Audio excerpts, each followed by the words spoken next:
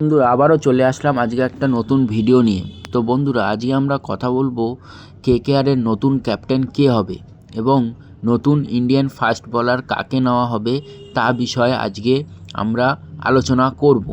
তো বন্ধুরা প্রথমে জানাই কেকেআরের রিটেন লিস্ট। কেকেআরের রিটেন লিস্টে আছে রিঙ্কু সিং, সুনীল নারেন, অ্যান্ড্রি রাসেল, বরুণ চক্রবর্তী, নীতি, হর্ষিত রানা এবং রমনদীপ সিংয়ের মতন বড় মাপের প্লেয়াররা।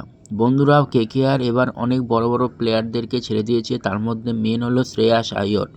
তো শ্রেয়াস আইয়ারের পরিবর্তে নতুন ক্যাপ্টেন কে হবে সেই বিষয়ে আজকে আমরা আলোচনা করব। তার আগে বন্ধুরা অবশ্যই এই ক্রিকেট খেলো চ্যানেলটিকে অবশ্যই সাবস্ক্রাইব করে দিয়ে পাশে থাকা বেল আইকনটি অন করে দাও। তো বন্ধুরা আসো এবার জেনে নিই যে নতুন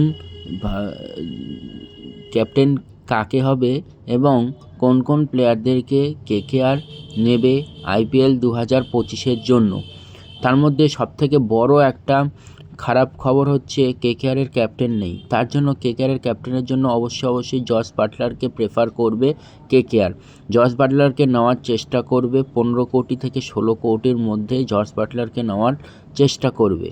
তারপরে প্রথম ফার্স্ট ইন্ডিয়ান ফাস্ট বোলার হবে আর্শদীপ সিং। হ্যাঁ বন্ধুরা, এই বিধ্বংসী ফাস্ট বোলারটাকে নেওয়ার সম্ভাবনা আছে।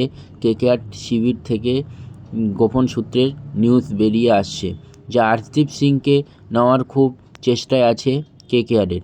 এছাড়াও বন্ধুরা যদি জস বাটলারকে না পায় তাহলে শ্রেয়াস আইয়ারের পিছনে কেকেআর আবার ছুটতে পারে, কারণ শ্রেয়াস আইয়ার একবার আইপিএল টাইটেল জিতিয়েছে এবং শ্রেয়াস আইয়ারকে নেওয়ারও চেষ্টা করবে কেকেআর টিম।